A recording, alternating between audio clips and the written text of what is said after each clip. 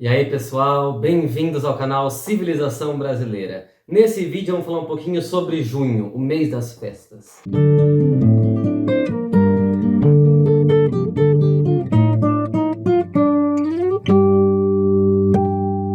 Bom pessoal, todo brasileiro sabe que junho é mês de festa. A chamada festa junina, que corre solta aí por todos os cantos do Brasil, do Oiapoque ao Chuí.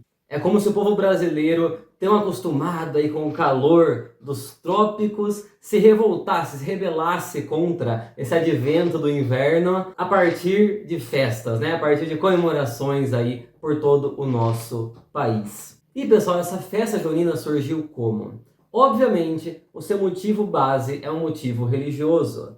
Em junho nós comemoramos os 3 santos mais populares do Brasil. A gente começa o dia 13 de junho, dia de Santo Antônio, inigualável.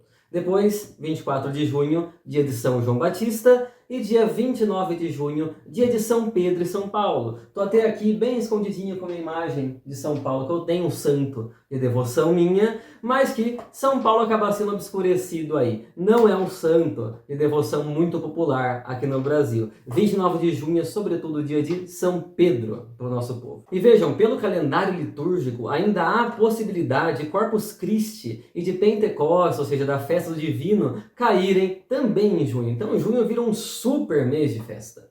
E aqui pessoal, nesse vídeo, eu gostaria de trazer algumas informações sobre a devoção desses 3 santos principais, Santo Antônio, São João e São Pedro, segundo o nosso grande mestre Câmara Cascudo. Então, o que o grande Câmara Cascudo diz sobre esses 3 santos e sobre a devoção desses 3 santos? Santo Antônio é o primeiro. Com Santo Antônio nós abrimos aí o mês das festas. E vejam, Santo Antônio é um santo de devoção inigualável aqui no Brasil. No Brasil e em Portugal, né? No mundo lusitano, digamos assim. Inigualável. Quantos Antônios e quantas Antônias nós não conhecemos, né? É um dos nomes mais populares aqui no Brasil. E a razão de Santo Antônio ser tão popular é muito simples. Ele é um santo português. Então, naturalmente, né, um santo da terra portuguesa deveria ser necessariamente bem valorizado. Ainda mais um santo do porte de Santo Antônio, um santo da estatura de Santo Antônio, que obrou aí diversos milagres no decorrer da sua vida, deixando um grande legado. Não basta uma novena para Santo Antônio. Não, tem que ser uma trezena. Em todas as paróquias onde há aí a proteção, a devoção de Santo Antônio, existem as trezenas de Santo Antônio. Aqui na minha cidade, em Botucatu, são 2, inclusive. 2 paróquias, 2 capelas, digamos assim, que são dedicadas a Santo Antônio. Então não tem nem muito o que falar sobre o porquê de Santo Antônio ser tão popular. Ele é popular porque é nosso. Mas no decorrer aí da sua apropriação pela devoção popular, Santo Antônio foi ganhando diversos atributos. O principal deles é o de santo das coisas perdidas. Segundo o Câmara Cascudo, esse era um atributo de São Jerônimo, mas que foi transferido para Santo Antônio a partir da necessidade de se recorrer a um santo nosso, um santo que não fosse estranho, digamos assim. E justamente a partir desse caráter de santo das coisas perdidas, foi que Santo Antônio adquiriu a função de santo casamenteiro. Quantos tipos de devoção não existem em torno desse atributo de Santo Antônio? De moças aí que buscam encontrar um marido, um namorado e recorrem ao santo, inclusive a partir de ameaças, inclusive pegando a imagem do santo, colocando de ponta cabeça, mergulhando lá na água, arrancando o menino Jesus dele e só devolvendo caso o santo realize aí o seu pedido, né? Caso o santo interceda por essa pessoa. E vejam, esse fato de Santo Antônio ser um santo nosso, um sangue do povo lusitano, fez com que Santo Antônio também adquirisse um atributo militar. Aqui no dicionário do folclore, Câmara Cascudo lista uma série de atributos militares que foram conferidos a Santo Antônio aqui no Brasil. Ou seja, para proteger o país de uma invasão estrangeira, para ajudar o país numa luta armada, necessariamente precisaria-se de um santo nacional. Olha só que sacada do nosso povo.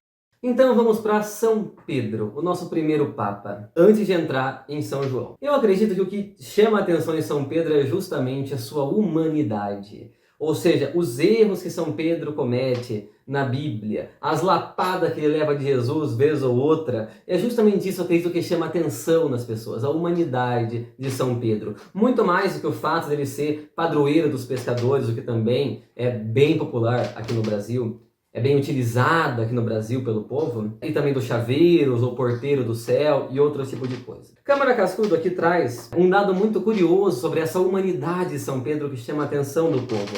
Vamos ler aqui.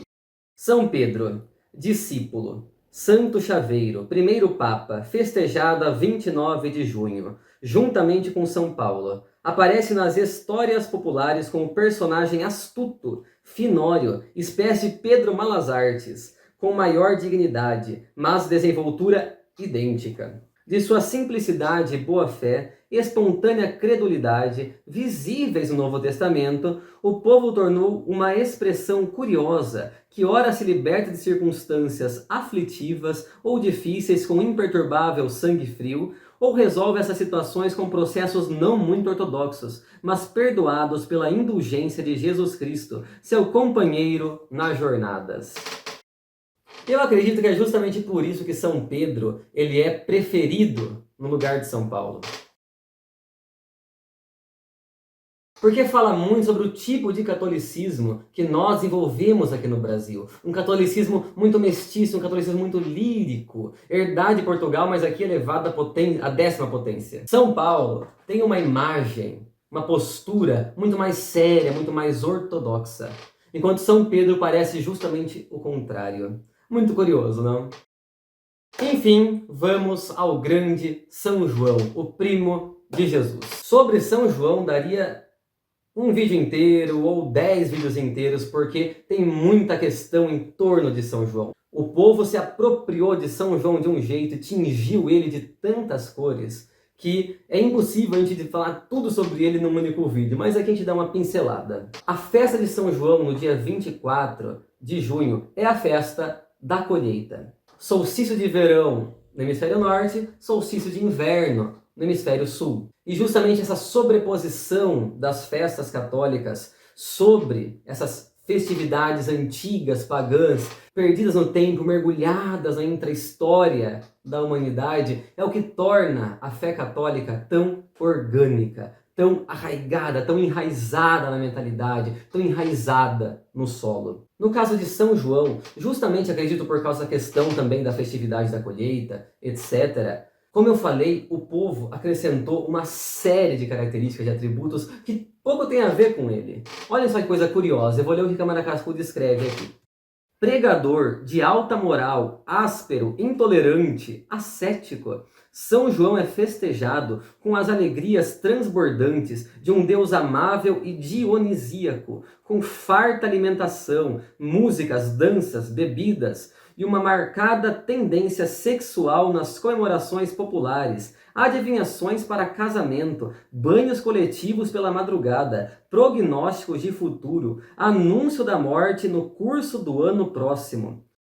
Olha quanta coisa foi acrescentada em São João, um santo que, como os Câmara Cascudo coloca aqui, era um santo asceta, um santo que vivia no deserto, um profeta, e que por denunciar a imoralidade de Herodes acabou perdendo a cabeça. Vou continuar lendo aqui. O santo, segundo a tradição, adormece durante o dia que lhe é dedicado tão ruidosamente pelo povo, através dos séculos e países.